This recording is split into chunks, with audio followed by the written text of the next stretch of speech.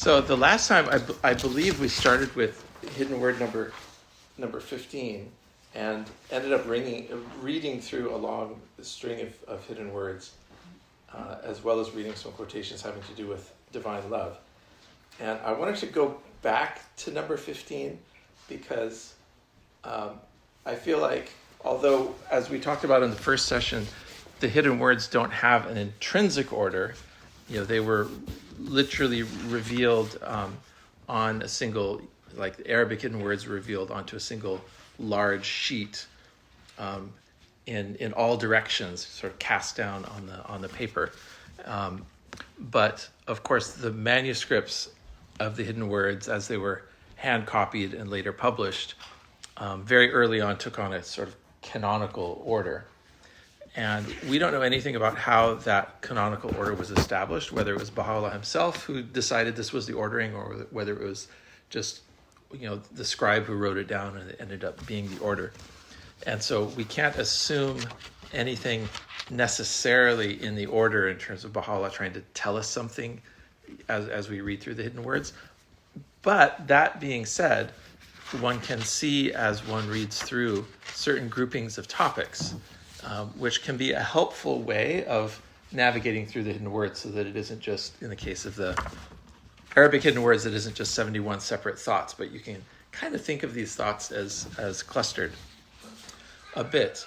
And particularly helpful, as Baha'u'llah says, this is the essence of all the religions of the past. This is, what's revealed to the prophets of old has been summarized here. And so if we could summarize those and get a sense of, what are the main categories of what has been said by the prophets of old, apart from the specifics of any individual hidden word, maybe it's helpful to us. So what I have here is a proposal, and it's only a proposal, of how one way of looking at that grouping. And what we spent the first few weeks on is really just the first 14, which is this inner light and particularly the light of God's love within the soul and between the soul and the Creator. And what we're going to be looking at this week could be thought of as a second major grouping in the Arabic hidden words, which is on the theme of nearness and remoteness. And there's some overlap here, and I think one can certainly argue for other sorts of categorizations, but it seemed to me that this grouping that we're now looking at is characterized by this theme of the soul's nearness and or remoteness to God. In particular, it issues a kind of warning or asks a question like, why are you remote? Given that I'm so near, why are you remote? And that differentiates this grouping of hidden words from the first grouping, which just says, my light is in your heart, know it. But then in the second grouping, Baha'u'llah is asking us, well, the light is in there, so why are you turning away? So that, for example, is the theme of the hidden word number 15. Turn thy, O son of utterance, turn thy face unto mine, and renounce all save me, for my sovereignty endureth, and my dominion perisheth not. If thou seekest another than me, yea, if thou searchest the universe forevermore, thy quest will be in vain.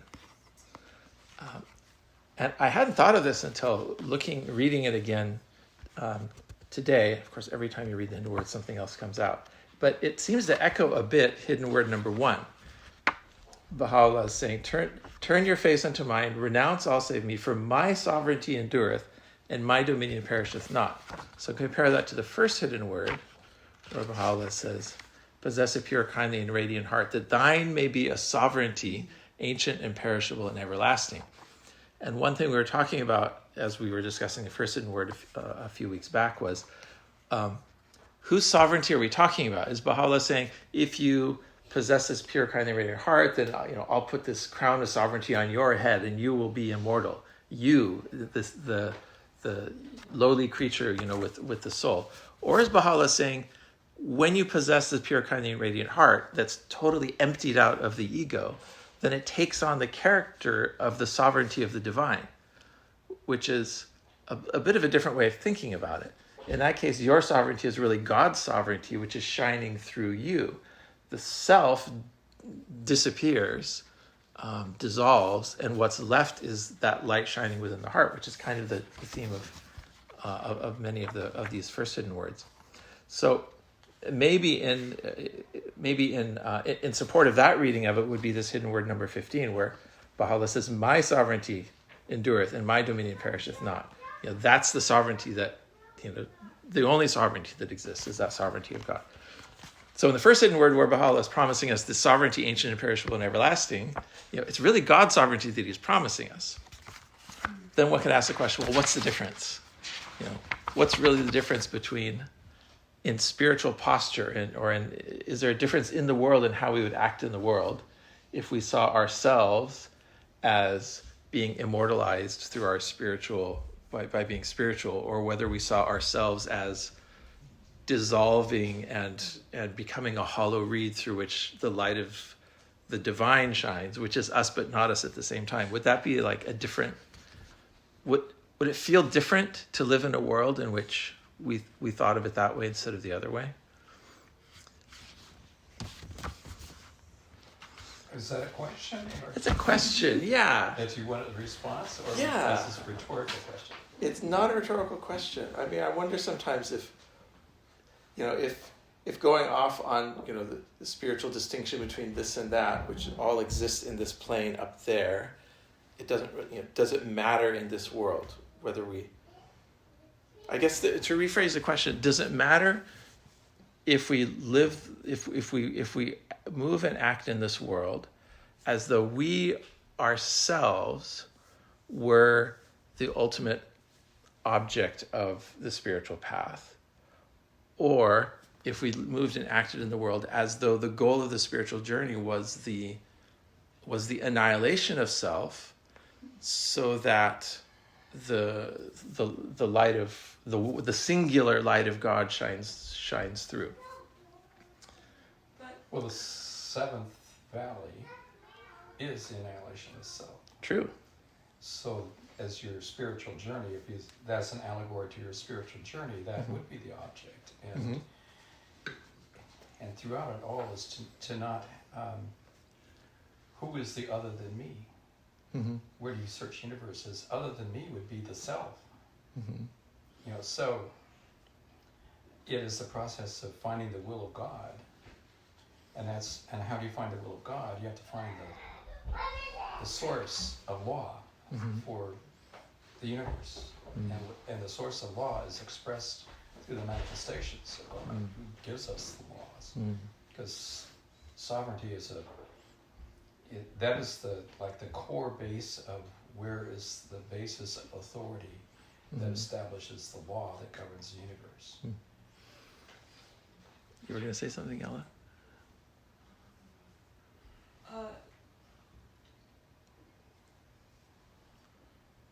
I was going to say a couple of things. There were so many things.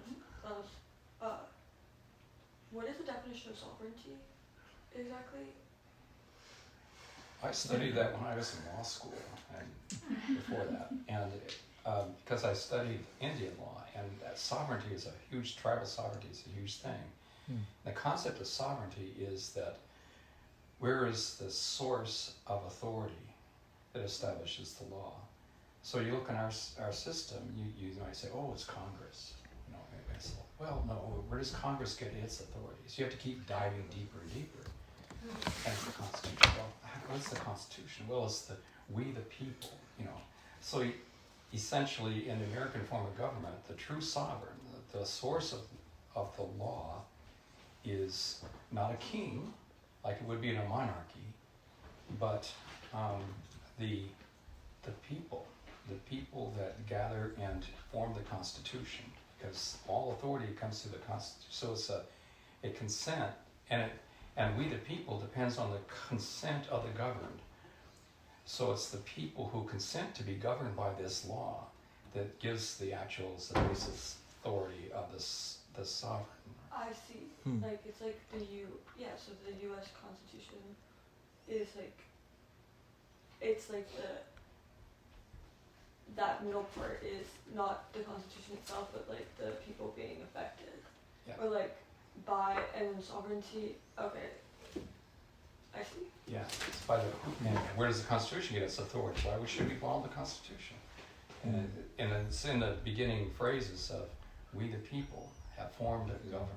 So essentially the basis of the authority of the law that governs our whole governing system in America, in the United States, is the people, you know, so. So it's the people. Sovereignty is like, it's like the effect onto the people? Yeah. Okay. Cool. So when Baha'u'llah says that thine may be a sovereignty, is he talking about that kind of sovereignty? National I think, sovereignty? to me, and the spiritual thing is, what brings the law and order to the universe? It's the Creator. Creator is a sovereignty, and that's why it's eternal. Mm. And change, you know, because the Creator is always, there's no beginning or end. So on that topic, I've collected a bunch of quotations that we can read through on the topic, more on sovereignty and more on this eternality, you know, how it has no beginning and no end. And I thought it would be interesting to read through a few of these. Do you think there's a difference? Do I think there's a difference between personal sovereignty and national sovereignty? No, between one and Oh, between those two. Mm-hmm. I was just going to leave that hanging. I know. I think it's... I think there would be a difference. I suspect that there would be a difference. I suspect that the second would lead to a deeper unity than the first. I mean, when we talk about, and I just saw this on Baha'i Reference Library. There's a new tablet of Abdu'l-Baha was posted to the Baha'i Reference Library, which I hadn't seen before. Oh. It's only in Persian, but Abdu'l-Baha basically says that the real unity of the human race is founded on the fact that we are actually not different from each other. That the human soul truly is one in God. That we imagine we're separate. We imagine that we're like a bunch of separate sparks of the divine that, you know, that have their own separate eternal reality. But in this tablet, Abdu'l-Baha says the unity of the human race is really founded upon the idea that we are truly one in God. There is only one spark, and it's reflected in all of our hearts. We're just different, like, mutations of DNA. Like, you know what I mean? It's just like, and I feel like we're so, like, limited from our, like, bodies because, or, like, our bacteria literally, like, make the emotions that we have. Like, everything that we experience is through the physical form, but, like, what are we? Like, we are literally all, like, the mother, like, the mother's DNA can trace all of us back to one mother. You know what I mean? So, like, we're all just mutations of, like, and then it's also astrology, too. And the Baha'i faith has said that astrology is worthy of examination. Well, everything's connected. Yeah, when Abdu'l-Baha was asked about astrology, he said, no. He said, the movements of the planets don't directly impact this world in the sense that we can discern and that we can use for prediction down here. But he said the deeper principle behind astrology, the fact that everything is interconnected, is true. The question is, what can we do with that interconnectedness? It's sort of the same thing with quantum entanglement. I mean, a hardcore physicist would say, yeah, the planets are connected with life down here because there's quantum entanglement that makes the entire universe one quantum system. But what can you do with the fact of that connectedness? Can you leverage that to sort of predict something, or is it just, you know, sitting as a more kind of abstract, cool idea? Yeah, everything is connected.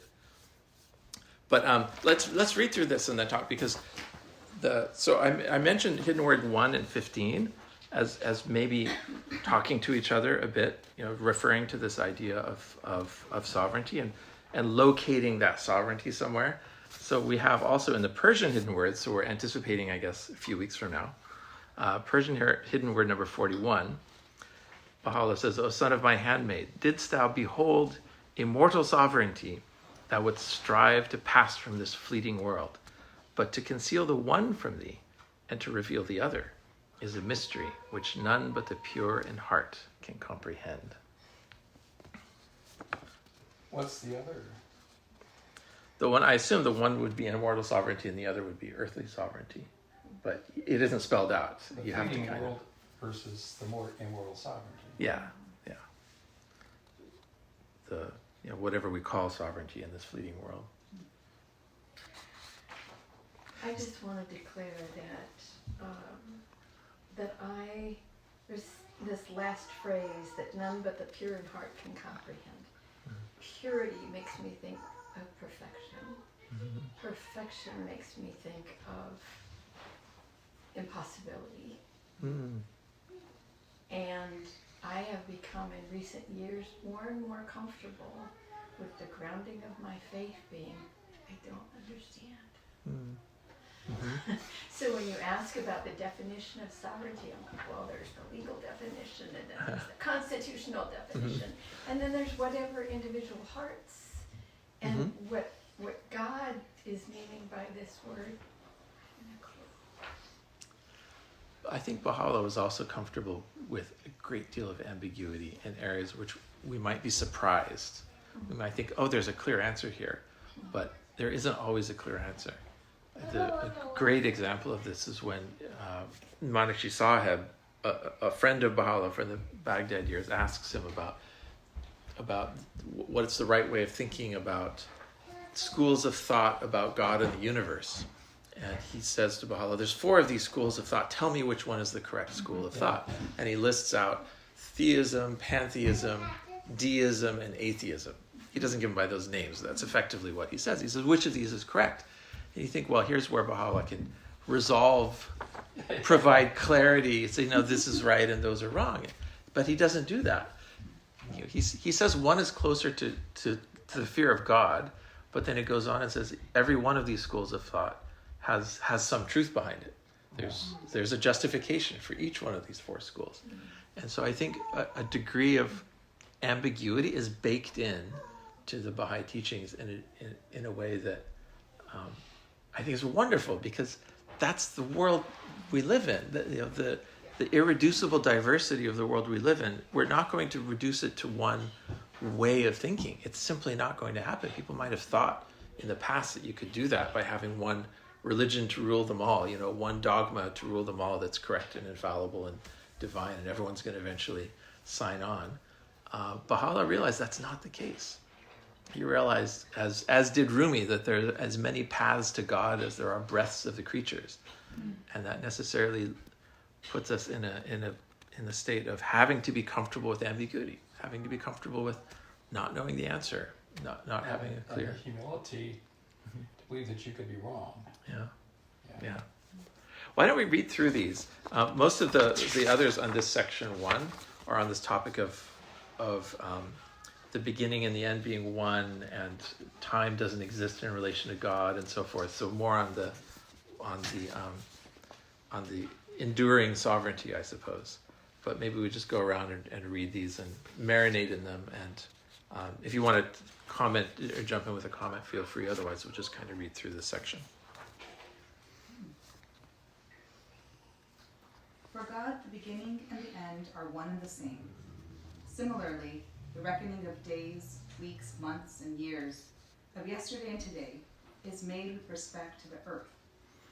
But in the sun, such things are unknown. There is neither yesterday, nor today, nor tomorrow, neither months nor years, all are equal.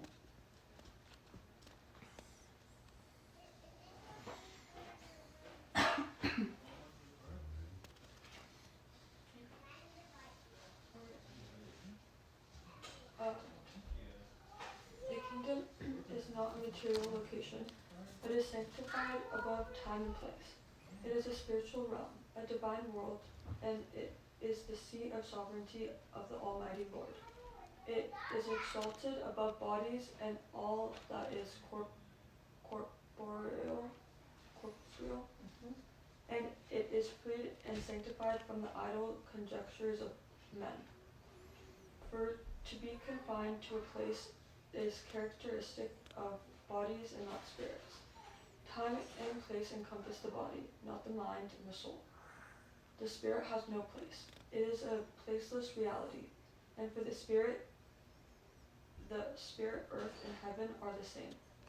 And since it makes discoveries in both.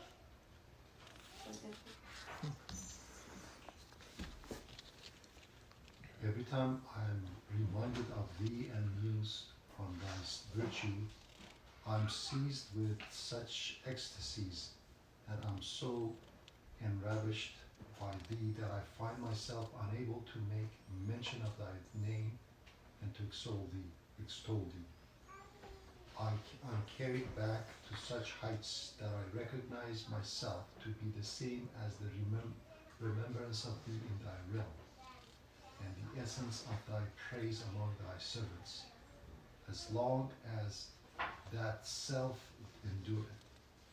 So long will thy praise continue to be the shed abroad among thy creatures, and thy remembrance glorified by thy people.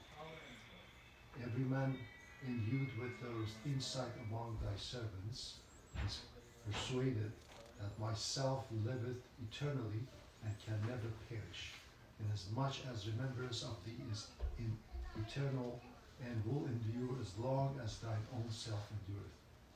And thy praise is everlasting and will last as long as thine own sovereignty will last. I'm sorry, just a comment. It's interesting because there's my favorite prayer at the end, and this is prayer from Abdul Baha. Mm-hmm. At the end of prayer, Abdul Baha says, and please make this everlasting life possible. So that means, so normally it's not possible, but please God, make my life in endurance possible. So this kind of goes against this one. It says, you have soul and you remain for eternity, right? Mm-hmm. Versus Abdullah says, no, you gotta pray for it.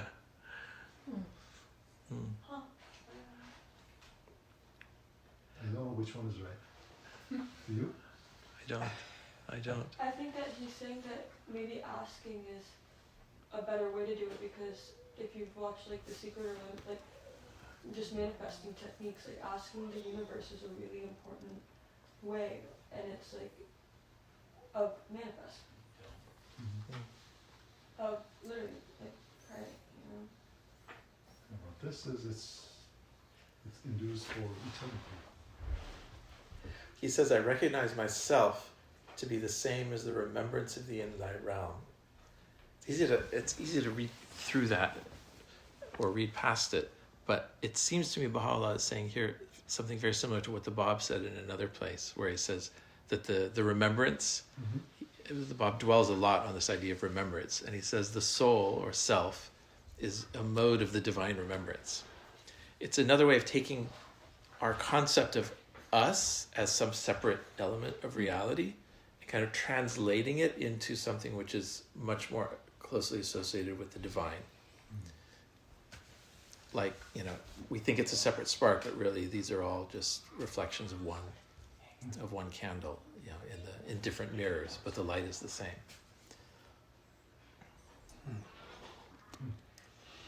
Makes me think of some concept of quantum physics about consciousness, and that the awareness of the thing itself, it creates the thing. What I mean? Remember? It's so.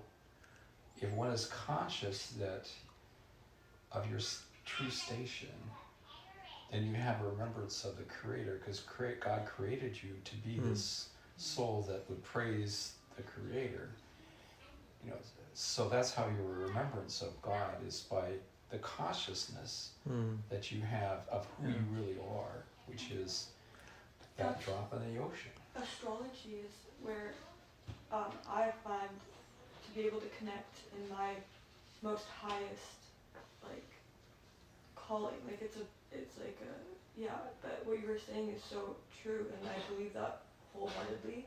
That in order to achieve our highest, it should be we should be striving to help as many, or in the way that we do.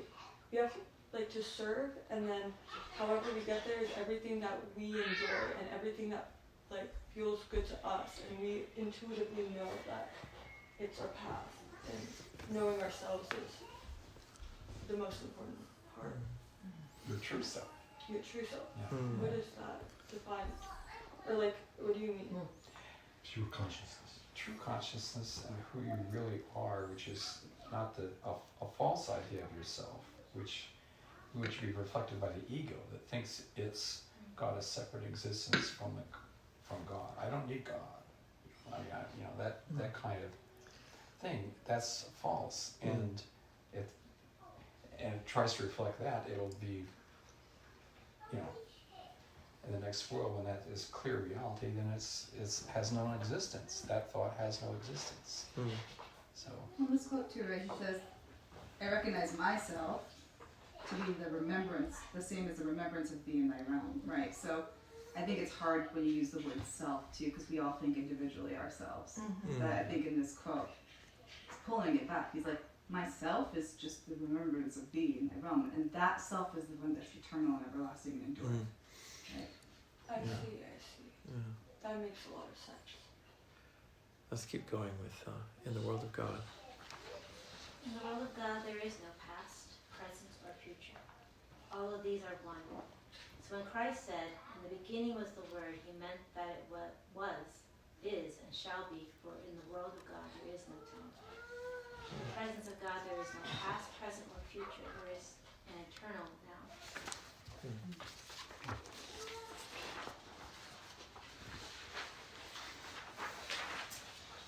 So difficult to even fathom this. There's no past, there's no future, there's no... Is it everything? Like every single, like, conscious person interacting, like, from the beginning of time to the, well, it's like, couldn't that be? Or like, It's There's, all on one there's side. also a hidden word we haven't read yet, where Baha'u'llah says we were all under the tree together at one point in time, listening to him. And it, Yeah. right? So Yeah. that one, I constantly, whenever I read it, my mind literally just cannot.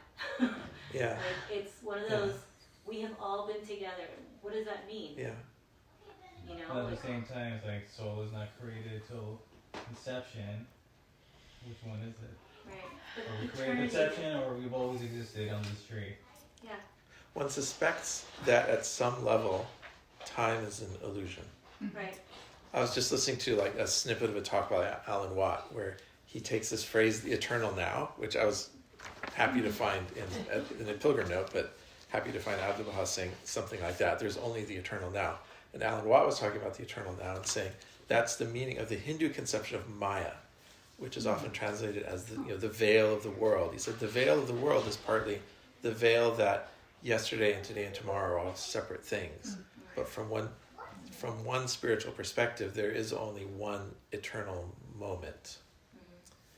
And I think a lot of these quotes speak to that idea that there, in the mind of God, in the reality of God, there's only one eternal moment. But if our reality is a ray of that divine reality, then in some way we also partake of that one eternal moment idea.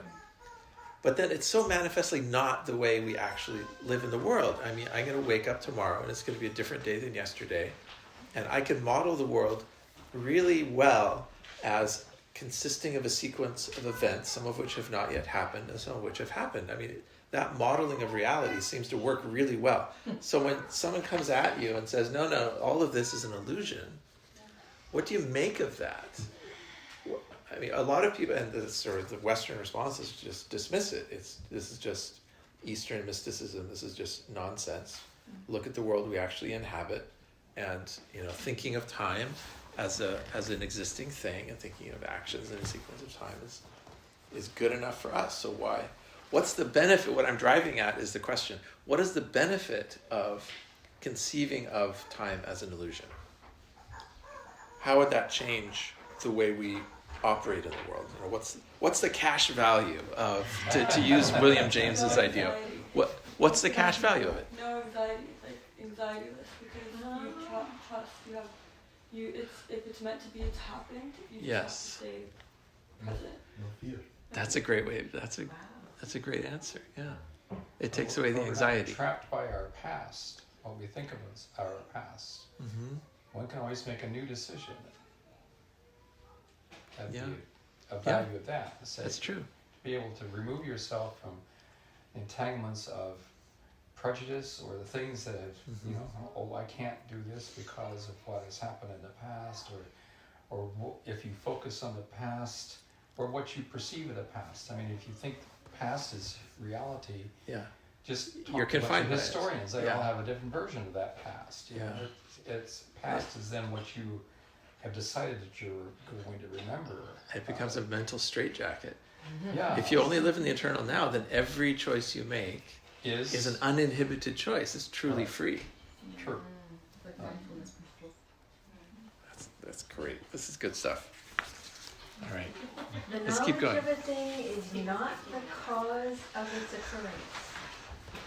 For the essential knowledge of God encompasses the realities of all things, both before and after they come to exist. But it is not the cause of their existence. This is an expression of the perfection of God. God's knowledge in the contingent world does not produce the form of things. Rather, that knowledge is freed from the distinctions of past, present, and future, and is identical with the realization of all things without being the cause of that realization. I want to make a point. I was telling my dad this earlier. How we live in a day and age now that we have Snapchat, and how it talks about. My mind's all over the place, but how it talks about. There's no past, present, and future. There was a moment where I just noticed from my Snapchat the 1 year before I posted it, that exact day, because Snapchat comes up every day with what you did exactly that day. It came up the next year as I was singing the song. It was the same song that got 100 million views, and then I was singing it that same day 1 year before.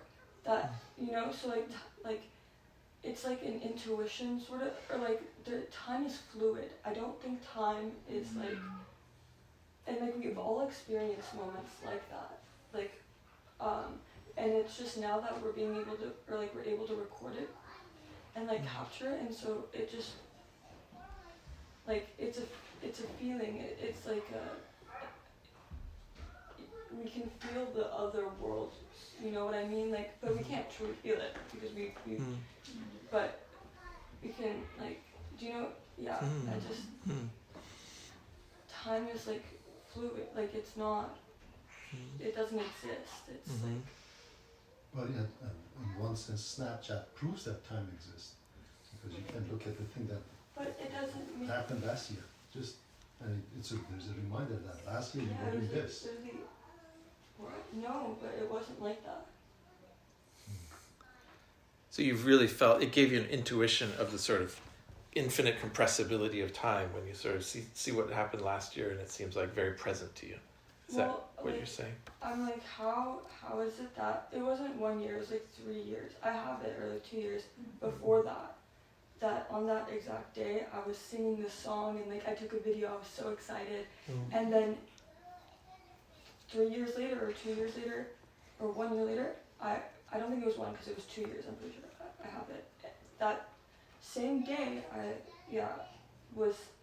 that video went crazy, and so it's just something, it's just So what you're saying, relevant. there is no, what you're saying, there's no time, or there is actually... No time, and just listening to our intuition is or not, there is no time. It's just Well, we have 5 more quotes on there being no time, so let's finish this section and then read. I just have one thing about this idea of God causing, that the fact that God knows what is knowledge of a thing is not the cause of its occurrence. Yeah. There is Isn't that cool?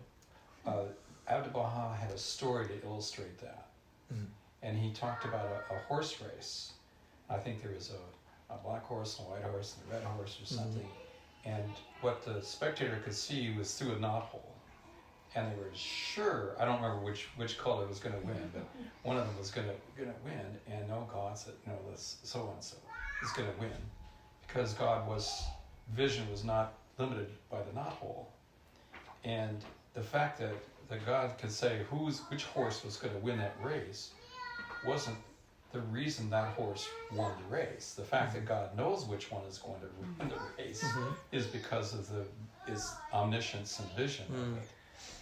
But the horses still have to run the race and they still make their choices just like we do, just because maybe God is aware of how things are going to turn out in the end, isn't the reason for them, because all these other, God just can foretell and see what's going to happen. So when they say, God made me do it, and so I'm not going to take responsibility for it, is not right. Yeah.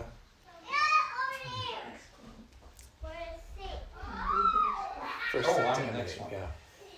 The first thing to emanate from God is that universal reality, which the ancient philosophers termed the first intellect, and which the people of Baha call the primal will.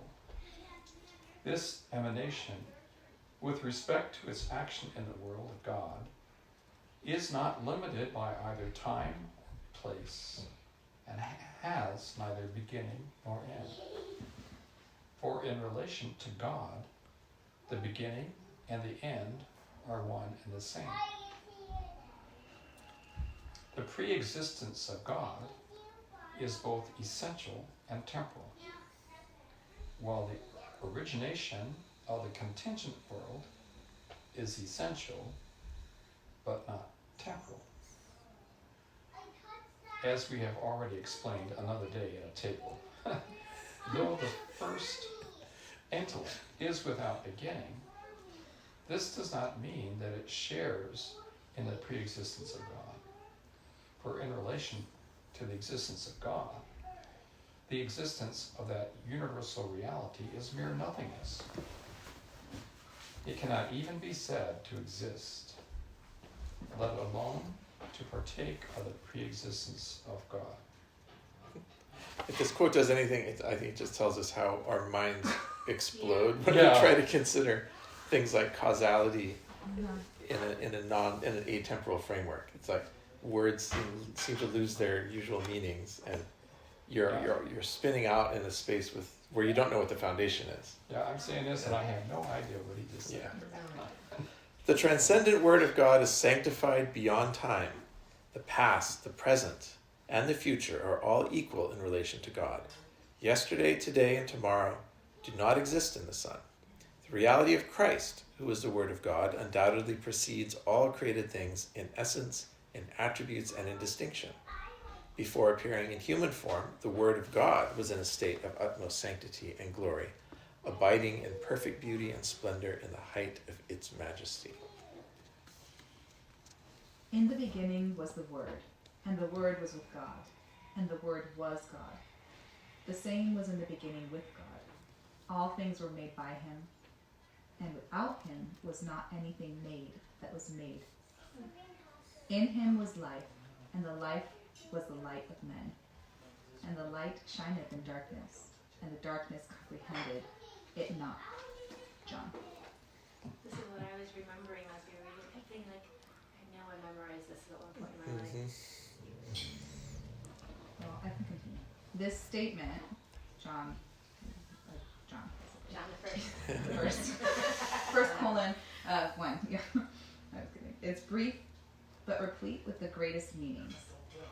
Its applications are illimitable, and beyond the power of books or words to contain, and express.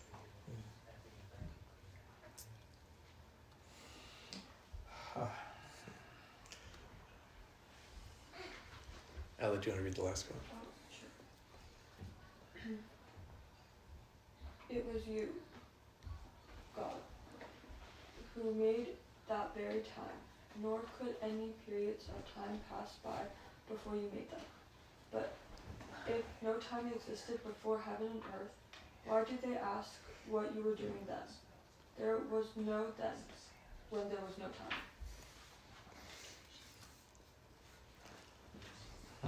So that dates around 400 AD. So thinking about these timelessness in relation to God has a very, very long pedigree.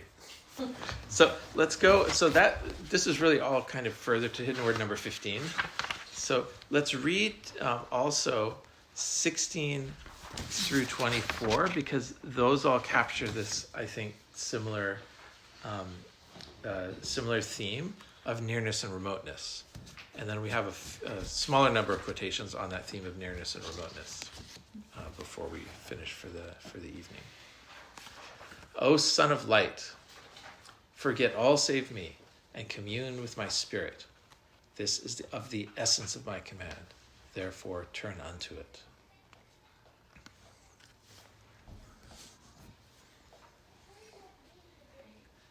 Number 17. O Son of Man, be thou content with me, and seek no other helper, for none but me can ever suffice thee. O Son of Spirit, ask not of me that which we desire not for thee. Then be content with what we have ordained for thy sake. For this is that which profiteth thee, if therewith thou dost content thyself. O Son of the wondrous vision, I have reached within thee a breath of my own spirit, and that thou mayest be my lover. Why hast thou forsaken me and sought a love other than me?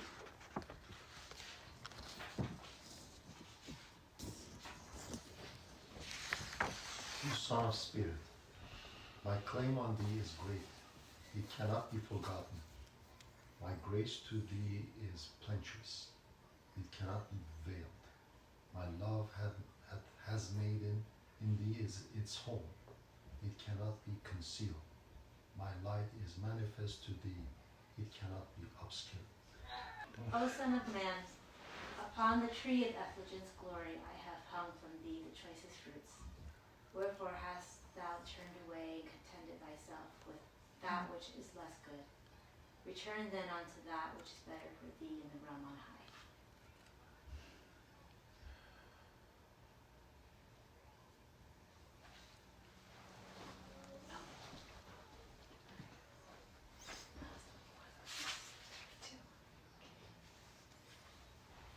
O Son of Spirit, noble have I created thee, yet thou hast abased thyself.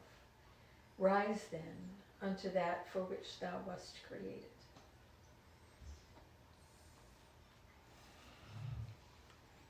O Son of the Supreme, to the Eternal I call thee, yet thou dost seek that which perisheth.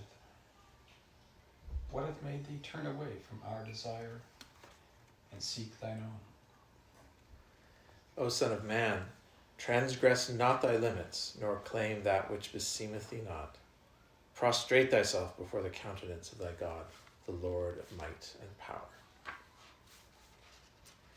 So to me, this grouping all has this common theme of there's the potential of not. There's the thing that we are, which is like the first dozen or so hidden words.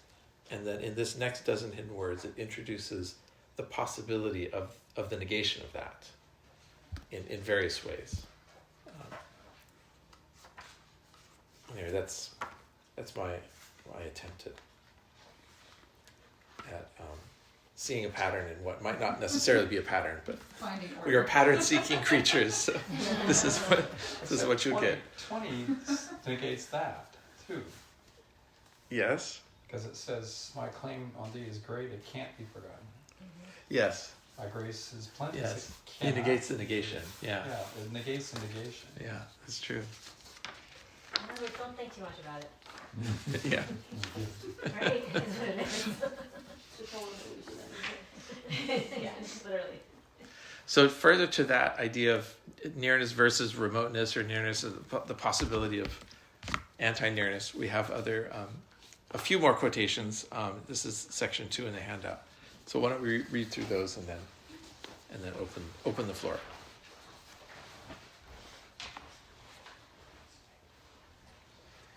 Here's the negation, by the way. This is the negation that you saw in hidden word number 20. It should be remembered in this connection that the one true God is in himself exalted beyond and above proximity and remoteness. His reality transcendeth such limitations.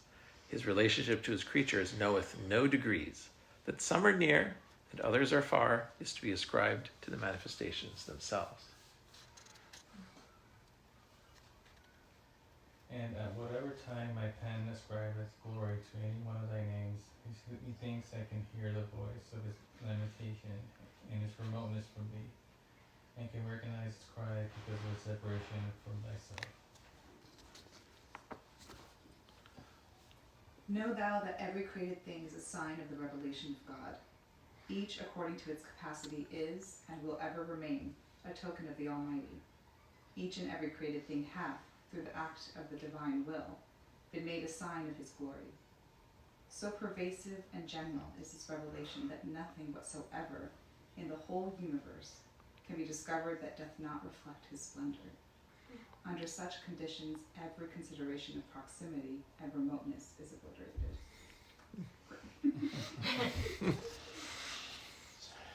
So there's no such thing as nearness. Yeah. Yeah. Okay. Behold how immeasurably exalted is the Lord your God above all created things. Witness the majesty of his sovereignty, his ascendancy, and supreme power. If the things which have been created by him, magnified be his glory, and ordained by the manifestations of his names and attributes, stand by virtue of the grace with which they have been endowed, exalted beyond all proximity and remoteness. How much loftier must be the divine essence that hath called them into being. Whoso hath failed to recognize him will have condemned himself to the misery of remoteness, and remoteness which is not but utter nothingness and essence of nethermost fire, which will be his fate. Though to outward seeming he may occupy the earth's loftiest seats and be established upon its most exalted throne.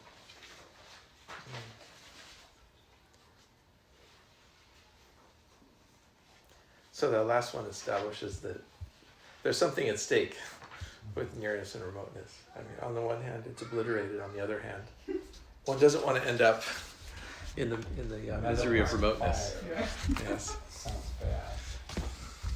So it's funny that, so God, in a simple term, God creates us as a full conscious being, inhale us into a body. The body already has all the DNAs and sub-DNAs and whatever, bunch of personality and characteristics. You create something called ego, a thick ego with all kinds of sub-personalities. And then at the end, he comes in and says, kill all those sub-personalities. Yeah. Kill all those, these are all blocks. Mm-hmm. Do you think so? Or do you think they're hard? Yeah, it is ego. Right? What? But like what? Yeah, ego is the thoughts in our head, yeah, right? Like. No, ego is the personality from the moment of birth. Like We use our DNA and created this ego, or bunch of these egos that we carry to the rest of our lives, and its aim is to protect us from harm.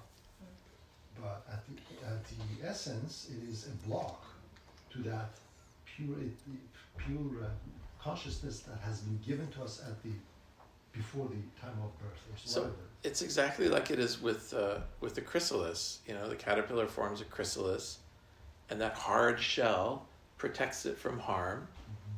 But that shell is also a barrier that it has to break through for the butterfly to come out.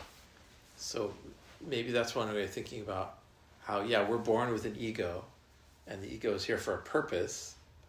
It's not a purposeless thing. You know, it's a stage in our spiritual journey.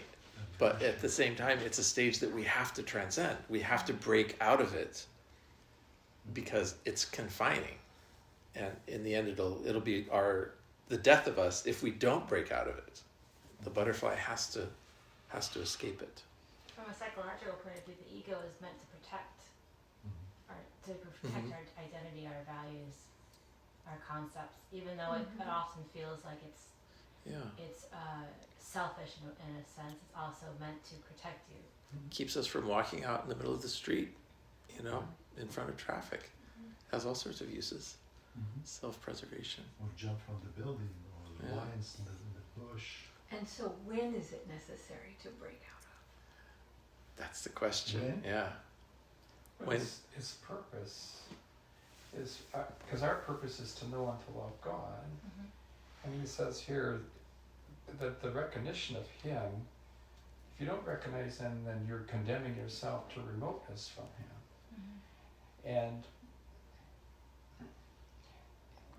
And to know and to love God is to then give up oneself. And so the whole purpose of the existence of the self is to have the recognition of the eternal and to achieve the utter nothingness of the self.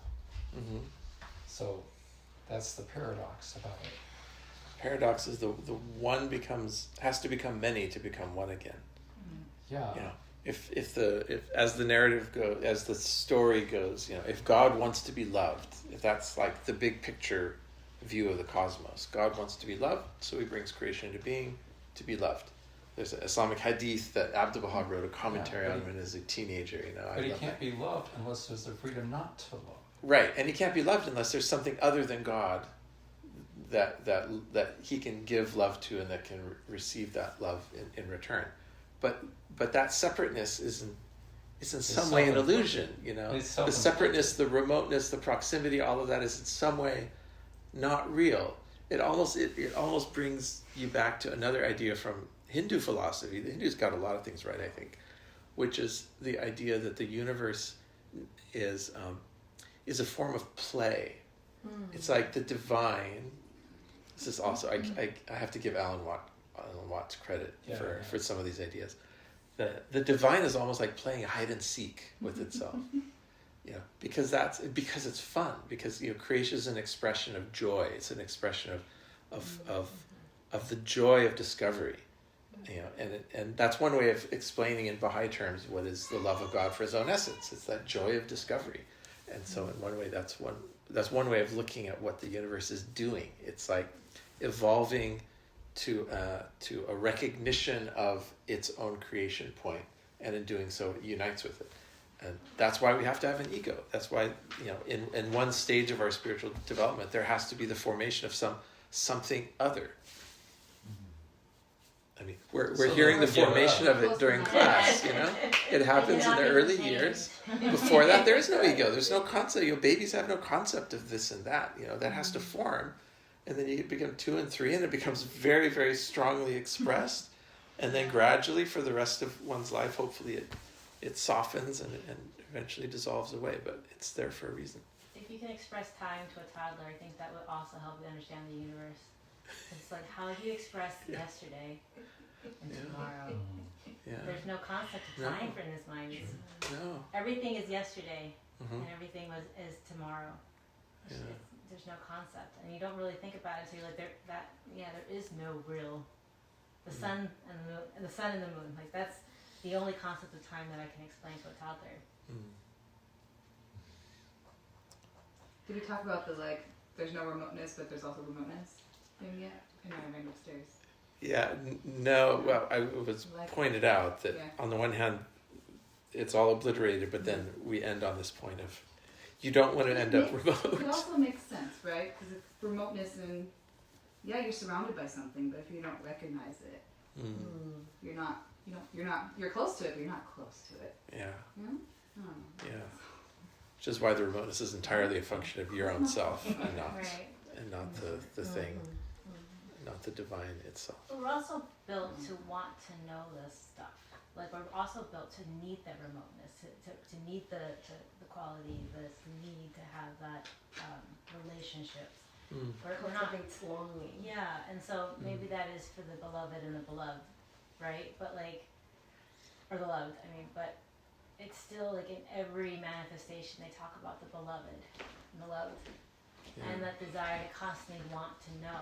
and the constant, and then the predestination is always there, and like you still have to make choices, and what is the point of praying if things are going to happen regardless of what you pray? Like there is this constant need to understand, but this constant need to like he says, to know me.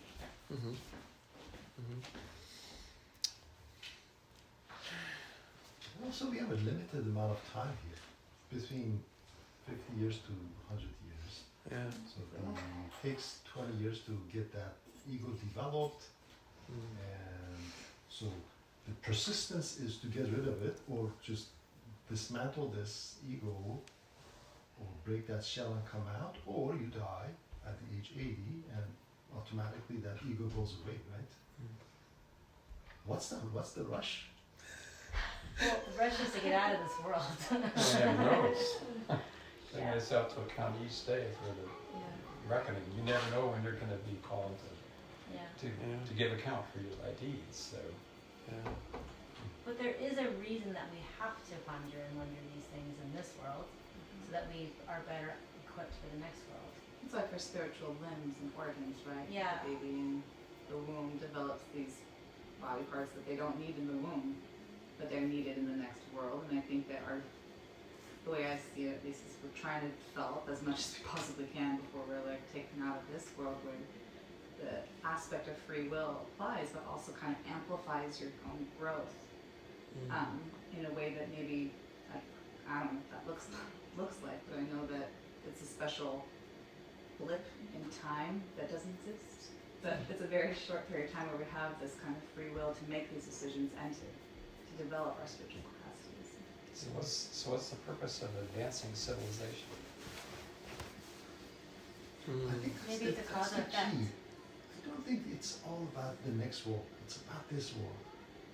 Because if you look at I think you referred to one of your classes, you mentioned that the whole concept of science is when you erase everything and be very objective, then you discover things. You get inspired, and experiments attached to another experiments, you discover something and you come up with something great. I think spiritually, this is also a concept of spiritual thing. You know, we may be able to clean this up, and suddenly we are inspired on something, and create a system that pushes civilization one step forward, or cause the evolution of mankind to grow a little bit, so we don't war after so many years. We still keep killing each other, right? Yeah. Maybe it's all about this world, and these are. People know that Baha'is were the second coming of Jesus Christ. Or not Baha'is, like eventually everyone's gonna know. You know what I mean? And everyone's gonna be united, and and just. But there will be another manifestation though. So like, you just broke my brain, by the way. So let's not do that anymore tonight. But you made me just realize that, like, you know how Abdul Baha said a lot of times that we can look to nature to understand the concepts of Spiritual world. spiritual world. Yeah. So I never considered employment and work and that concept of how we come into a business, we start off, a new fresh person comes in, brings in new initiatives, brings new ways of things, and the company grows, advancement and the civilization of the company. Then people retire, people leave, people go from another company to another company to another company. There's an ecosystem that occurs, whether or not we're frustrated in that moment when people are coming and going, but the same thing happens in this world, where people are coming and going. And each one of us has our own thoughts, our own unique identity, and have our own concept into this world for a reason. Maybe that is to advance civilization in this world, or maybe it's for some other purpose, but even manifestations come and go. And so there's got to be some, my brain is trying to figure out what that even means. Yeah. But I never thought of it that way until you said it that way. If time is really an illusion, then maybe going back to Roger's question, what's the point of an ever advancing civilization if What's the point it's of that? all the eternal now? I mean, the whole idea of progress of civilization on some trajectory is a very modern idea. I mean, it's basically dates back to the scientific revolution. Before that, people could have thought about time in a static sense. The ancient Greeks certainly thought about time as static. If anything, they thought of things as winding down. They look back to the ancient Egyptians, who were ancient to the ancient Greeks, and say, wow, that was the high point of civilization. We're picking up the scraps. And so it's a very recent invention, the idea that we're on this like march Upward towards track. higher and higher levels. But Abdu'l-Baha, well, the Baha'i teachings though seem to confirm it. It's, if anything, this is a religion of progress. This is a religion that takes the idea of progress and sacralizes it, makes it actually, as Abdu'l-Baha says in Paris Talks, progress is the expression of spirit in the world of matter. So that's like a direct sacralization of the idea of progress. We think of it as this is a physical thing, it's a material thing, it's like, oh, the technology people are building better and better iPhones, progress, that's progress to us on a year-to-year basis because we see it happening so quickly. But for Abdu'l-Baha, it's a spiritual thing. Yes, it has a physical manifestation, but there's something spiritual going on too. And how do you jibe that with the idea of time being illusion and there's just the eternal now and to God, past, present, and future, all the same? Well, it sure doesn't look like that in this our time world. on this planet is so limited. Yeah. And I think of my time as my time, Yeah. right? These Yeah. years from 1952 to hopefully whatever, that's my time. And I wanted to say something too about when we're talking about the concept of a self and ego, that I've always, the notion of selflessness and overcoming self has always rubbed me the wrong way. My intrinsic belief, if you will, is that the Creator created me as I am, with my foibles and my gifts and my love for color and light that's uniquely me. It's not Roger. He has these other unique gifts. And so as I get older, I'm like, oh yeah, that's ego, and it was sort of a temper tantrum of the ego when I was behaving in this way or that way in the world. But I understand what I was trying to accomplish, and with greater knowledge and more life experience, I can reflect on that, notice the impulse, and temper it. So rather than get rid of the ego, get rid of the self, I'm like, let's, for me, understand it and have more compassion and more depth of love for this feeble creation.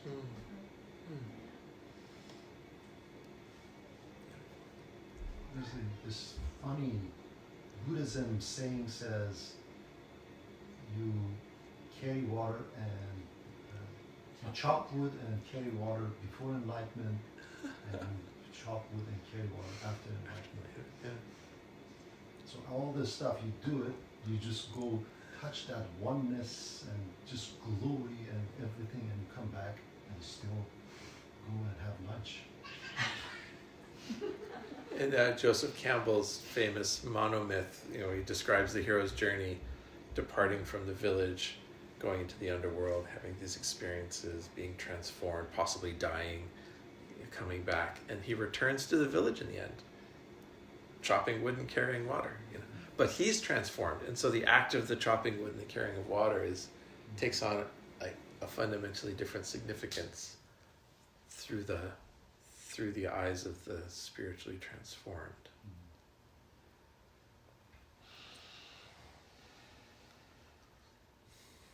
Well, stop here for this evening.